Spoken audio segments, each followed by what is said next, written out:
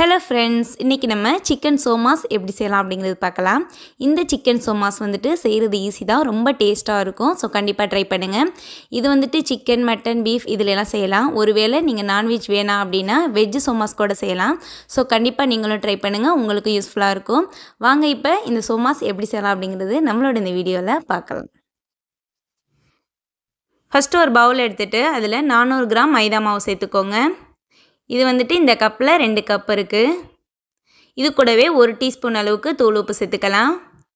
1 table spoon அளவுக்கு நெய் சேர்த்துக்கலாம். இது நல்லா கலந்து விட்டுருங்க. நெய் சேர்த்தோன்னா தான் நல்லா மொறுமொறுன்னு இருக்கும். இப்போ இது கூடவே கொஞ்சம் கொஞ்சமாக தண்ணி சேர்த்து பிசைஞ்சு எடுத்துக்கலாம். நமக்கு எந்த அளவுக்கு தண்ணி தேவைப்படுதோ அந்த அளவுக்கு கொஞ்சம் கொஞ்சமாக ஊற்றி பிசைஞ்சு எடுத்துக்கோங்க.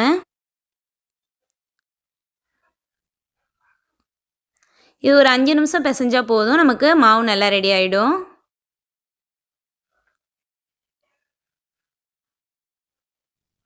இது போல் இந்த பதத்துக்கு பிசைஞ்சு எடுத்துக்கணும். அதாவது ரொம்ப திக்காகவும் இருக்கக்கூடாது, அதே போல் ரொம்ப தண்ணியாகவும் இருக்க வேணாம், கையில் ஒட்டாமல் இருக்கணும். இது போல் மாவு பிசைஞ்சு எடுத்துட்டு இதை அப்படியே மூடி வச்சு ஒரு 1 மணி நேரத்துக்கு அப்படியே விட்டுருங்க. இது ஒரு மணி நேரத்தில் நமக்கு மாவு ரெடி ஆகி வந்துடும். இப்போது ஒரு பாத்திரத்தில் தண்ணி எடுத்துக்கோங்க. இதில் நம்ம சிக்கன் சேர்த்துக்கணும். அதாவது சிக்கனில் வந்துட்டு அந்த நெஞ்சு பீஸ் இருக்குல்ல, அதை சேர்த்துக்கணும். அதில் தான் வந்து நமக்கு சதை நிறையா இருக்கும். இதில் உப்பு சேர்த்துட்டு மஞ்சத்தூள் சேர்த்துட்டு இதை வந்து வேக வச்சு எடுக்கணும். இதை அப்படியே மூடி வச்சு வேக வச்சுக்கலாம்.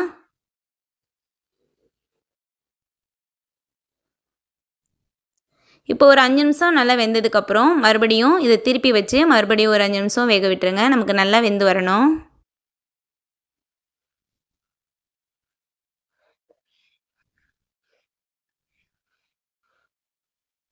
இது ஒரு பக்கெட்டு வெந்துட்டுருக்கட்டும். நம்ம இப்போ காய்கறிகள் கட் பண்ணிக்கலாம்.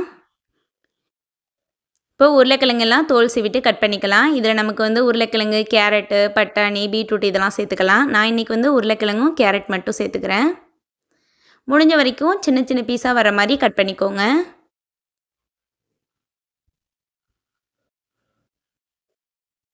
கேரட்டையும் இது போல் சின்ன சின்ன பீஸாக கட் பண்ணிக்கலாம்.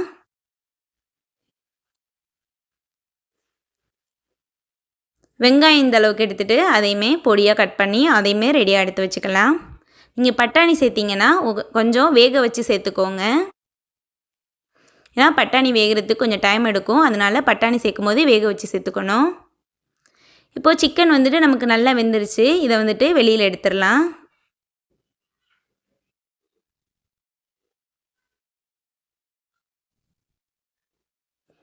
இப்போ இது வெளியில் எடுத்து வச்சு ஆற விட்டுருங்க.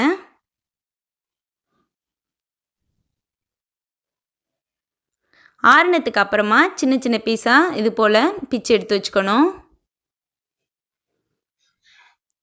இது போல் நல்லா உதிரி உதிரியாக வரும்.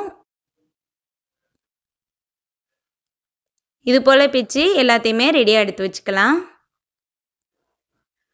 இப்போ ஒரு பாத்திரம் வச்சுட்டு கொஞ்சமாக எண்ணெய் சேர்த்துக்கோங்க.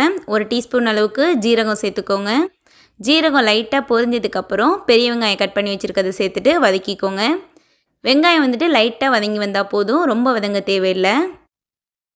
இப்போ இதுக்கு வந்துட்டு உப்பு சேர்த்துக்கலாம்.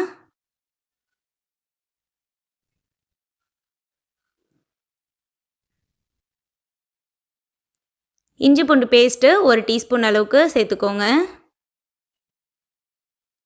இது ஸ்மெல் போனதுக்கு அப்புறமா நம்ம கட் பண்ணி வச்சுருக்க உருளைக்கிழங்கும் கேரட்டும் சேர்த்துக்கலாம். இது நல்லா கலந்து விட்டுருங்க. நல்லா கலந்ததுக்கப்புறம் இதுக்கு தேவையான மசாலாலாம் சேர்க்கணும். பச்சை மிளகாய் கொஞ்சம் சேர்த்துக்கலாம். மிளகாய்த்தூள், மஞ்சள் தூள், கரம் மசாலா, கொத்தமல்லி தூள் சேர்த்துக்கலாம். அது கூடவே கொஞ்சமாக மிளகுத்தூள் சேர்த்துக்கோங்க. இது எல்லாத்தையும் சேர்த்து நல்லா கலந்து விட்டுறலாம். இது ஒரு நிமிஷம் கொஞ்சம் சிம்மிலே வச்சு கலந்து விடுங்க. நல்லா கலந்து நல்லா வாசம் வந்ததுக்கப்புறமா நம்ம ஊற்றி வச்சுருக்க சிக்கனை இது கூட சேர்த்துக்கலாம். இப்போ கொத்தமல்லி இலை சேர்த்துக்கோங்க. இப்போ இதை நல்லா அடியோட கிளறி விட்டுக்கோங்க. இப்போ நமக்கு சிக்கன் வந்திருக்கு, காய் இன்னும் வேகலை, அதனால் ஒரு 1/2 கிளாஸ் தண்ணி ஊற்றி வேக வச்சுக்கலாம். ரொம்ப தண்ணி தேவையில்லை. காய் வந்துட்டு குழையக்கூடாது, வெந்து மட்டும்தான் வரணும். ஏன்னா நம்ம சின்ன சின்ன பீஸாக தான் போட்டிருக்கோம். அதனால இந்த உருளைக்கிழங்குலாம் வேகிறதுக்காக மட்டும் கொஞ்சமாக தண்ணி சேர்த்து மூடி வச்சிடலாம். இது மூடி போட்டு வேக வச்சு எடுத்துக்கலாம். மீடியம் ஃப்ளேமில் வச்சுட்டு வேக வச்சுக்கோங்க. இப்போ தண்ணி நமக்கு நல்லா சுண்டிடுச்சு. அந்த சிக்கன் வந்து ஃபுல்லாக எல்லாத்துலேயுமே நல்லா சூப்பராகவே கலந்துடும். உருளைக்கிழங்கு வெந்துருச்சான்னு செக் பண்ணிவிட்டு கீழே இறக்கி வச்சிடலாம். இது நல்லா ஆறட்டும். இப்போ நம்ம 1 மணி நேரம் கழித்து மாவு எடுத்துக்கலாம். இப்போ இந்த மாவில் சின்ன சின்னதாக உருண்டை போட்டு எடுத்துக்கலாம்.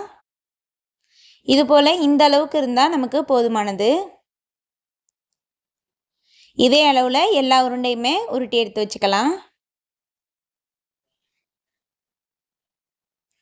இப்போது சப்பாத்தி கட்டை எடுத்துகிட்டு மைதா மாவு தூவிட்டுக்கோங்க.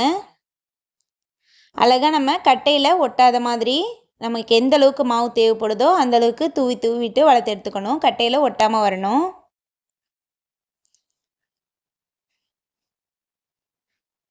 இது வந்துட்டு கொஞ்சம் மெலிசாக வர வரைக்கும் வளர்க்கணும். அப்போது தான் நமக்கு நல்லா கிறிஸ்பியாக வரும். உங்களுக்கு காட்டுறேன் பாருங்கள், இது மாதிரி இருக்கணும். இப்போ நமக்கு ரவுண்டு நல்லா நீட்டாக வரணும் அப்படிங்கிறதுக்காக இது போல் ஒரு மூடி எடுத்துகிட்டு நல்லா அழுத்தி விட்டு இந்த வெளியில் உள்ள மாவு எல்லாத்தையுமே எடுத்துடலாம். இதை மறுபடியும் உருண்டை பிடிச்சி நம்ம வேறு இதில் சேர்த்துக்கோங்க.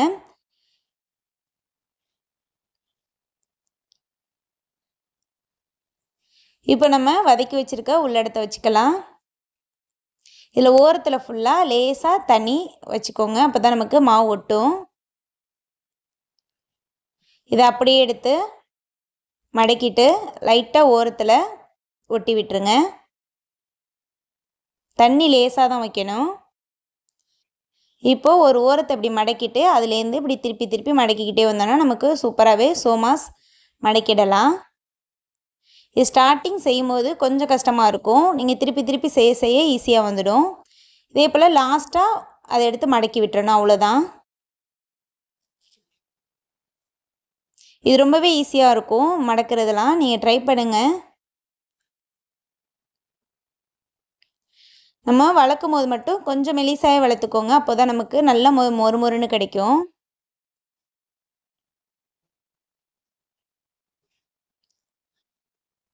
இந்த ஃபஸ்ட்டில் மடக்கும் போது மட்டும் இதை எடுத்து இப்படி மடக்கணும்.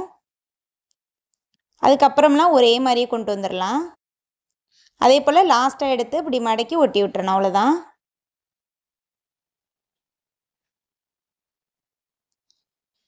இப்போ வந்துட்டு நமக்கு சோமாஸ் அச்சு இருந்துச்சு அப்படின்னா இதே போல் வளர்த்துட்டு அதை தூக்கி மேலே வச்சு உள்ளடத்தை உள்ளே வச்சுட்டு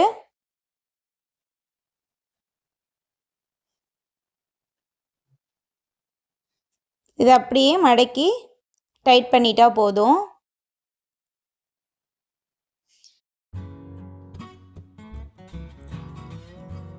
இப்போ நம்ம சோமா செய்கிறதுக்கு எல்லாமே ரெடி பண்ணி வச்சாச்சு. இதை வந்துட்டு எண்ணெயில் போட்டு ஃப்ரை பண்ணி எடுக்கணும், அவ்வளோதான்.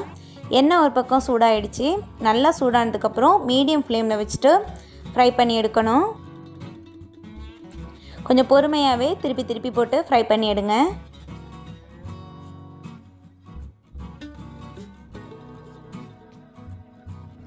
இது வந்துட்டு அவ்வளோ டேஸ்ட்டாக இருக்கும். இந்த சோமாஸ் வந்துட்டு நிறைய பேருக்கு ரொம்ப பிடிக்கும். இது ஈவினிங் டைம்லலாம் சாப்பிட்டோன்னா ரொம்ப சூப்பராக இருக்கும். இது கூட கெச்சப் சேர்த்து சாப்பிடணும்.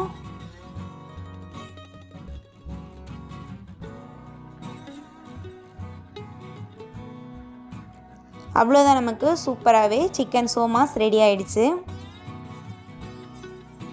இது உங்களுக்கு பிடிக்கும்னு நினைக்கிறேன். அப்படி பிடிச்சிருந்துச்சி அப்படின்னா மறக்காமல் நம்மளோட சேனலை சப்ஸ்கிரைப் பண்ணி வச்சுக்கோங்க. அப்போ தான் நான் போகிற எல்லா வீடியோ உங்களுக்கு நோட்டிஃபிகேஷனில் வரும். அடுத்த வீடியோவில் வேறு ஒரு சூப்பரான ரெசிபியோடு உங்களை நான் மீட் பண்ணுறேன். தேங்க்யூ, பாய்.